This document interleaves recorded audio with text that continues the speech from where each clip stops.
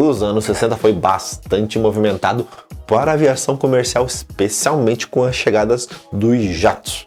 Em uma época que o mercado ainda era dominado por aviões a hélices, mas a Airbus, ela adivinhou o futuro.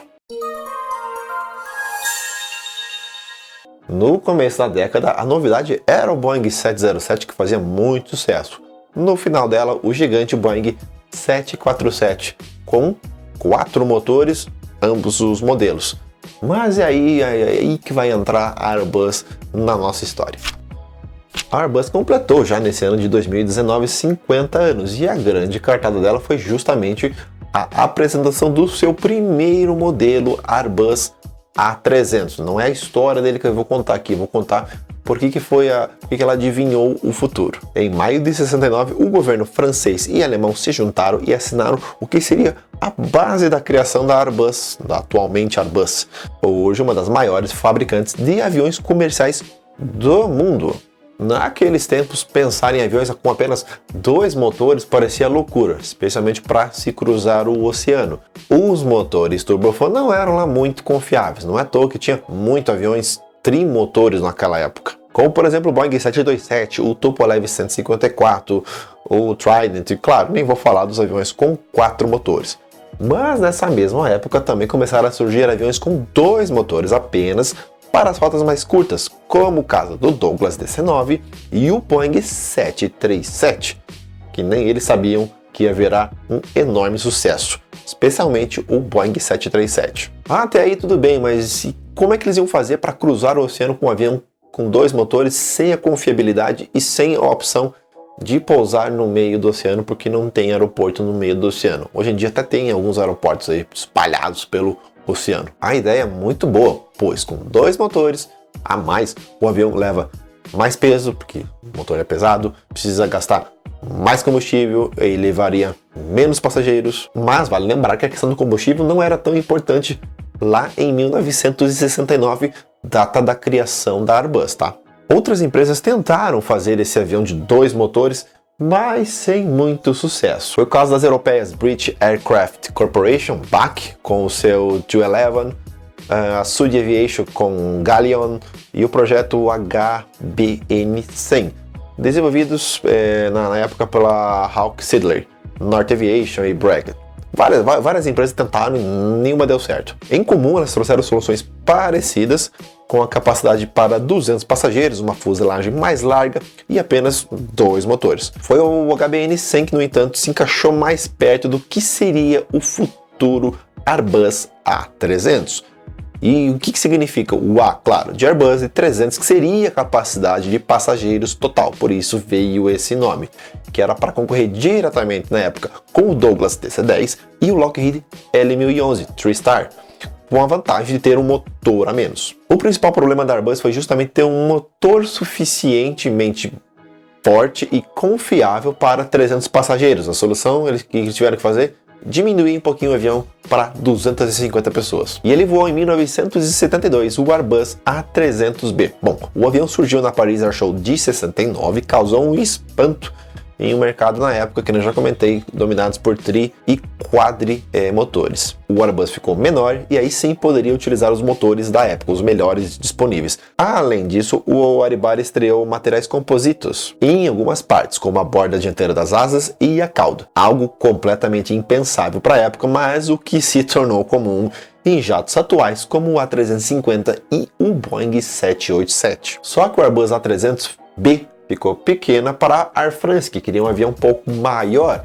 E aí a Airbus teve que desenvolver o A300P2, com capacidade para 270 passageiros, aí 20 a mais do que o B, e se tornou padrão até o lançamento do B4 com mais autonomia. O diâmetro da fuselagem era 6,4 metros menor do que o A300 original, foi reduzido para 5,6 metros, no entanto os projetistas da Airbus decidiram elevar o piso da cabine de passageiros e ele podia receber pallets de carga embaixo, então ele ia fazer a função tanto de carga como de passageiros, por isso que ele é bem gordinho, se você for ver bem. Outra curiosidade, que o A300 não tinha um engenheiro de voo, ou seja, outro avanço da Airbus lá em 1969. E aí veio a crise do petróleo e o Airbus A300 parecia ser o cenário perfeito, o produto perfeito para a venda naquele cenário atual. Crise do combustível, mais caro, 2 motores, você vai gastar muito menos, não é verdade? Desde o início, os líderes do consórcio Airbus tiveram em mente que sem conquistar o cliente dos Estados Unidos,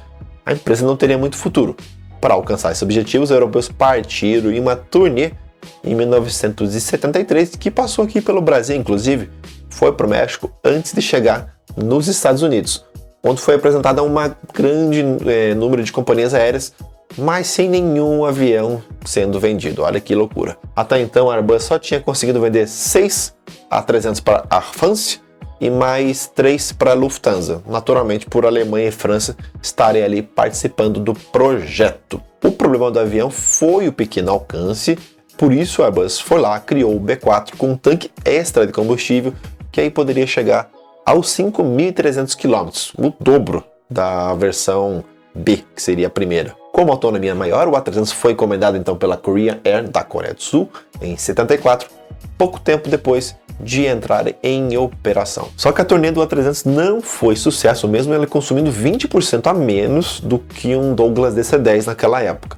já com a crise do petróleo. Então a Airbus decidiu ser mais agressiva nas suas vendas. O que ela fez? Partiu para o mercado asiático, que era um mercado que ainda estava em expansão, não é como é hoje. Em 1977, o astronauta Frank Borman assina um pedido de 23 A300 para o mercado dos Estados Unidos para a empresa Eastern Airlines, que foi a primeira cliente da aeronave em território americano. Um dos aspectos mais admirados da Airbus é justamente o fato dela ter investido em inovações tecnológicas que se tornaram padrões na indústria lá em 69, lembrando, há 50 anos atrás. Antes da Airbus, a aviação não considerou em usar materiais compositos, fly-by-wire, um cockpit com instrumentos digitais ou até mesmo aeronaves de longo alcance com apenas 2 tripulantes. Depois dessa aceitação, a Airbus finalmente decolou em vendas e vendeu 571 dessas aeronaves, que ficou em produção até 2007, que eu até falei no vídeo da FedEx do mês passado.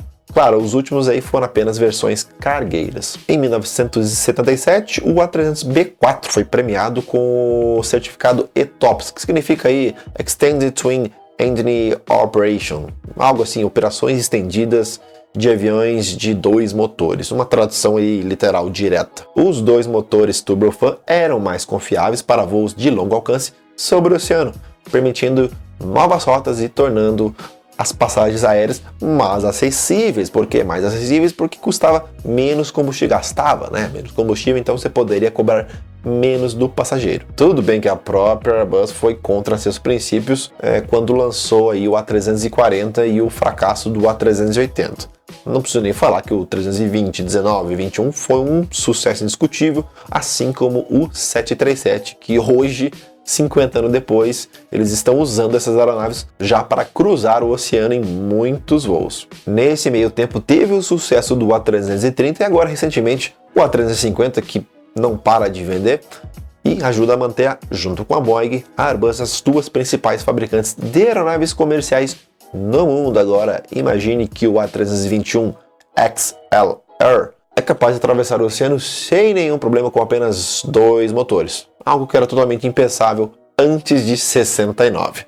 A Boeing correu atrás com o 787, na minha opinião, em relação a inovações, mas ainda, na minha opinião, a Airbus ainda inovou muito mais nesses 50 anos de história. Mas e para você, qual que é o avião preferido da Airbus? Eu gosto muito do A330 e do 340-600. Esteticamente, para mim, a família 320 não é muito bonita, mas ela é muito funcional, especialmente agora com o 21 de longo alcance aí, que vai sim ser muito utilizado e já vai vir para o Brasil. Se não me engano, a TAP, A TAP vai fazer Lisboa, alguma cidade do Nordeste que eu não me recordo agora. Se você lembra, coloca aqui nos comentários. Se você também gostou do vídeo, aquela coisa maravilhosa, deixa um joinha maroto, sugestões também para os próximos. Aquele abraço aqui nos comentários, tchau!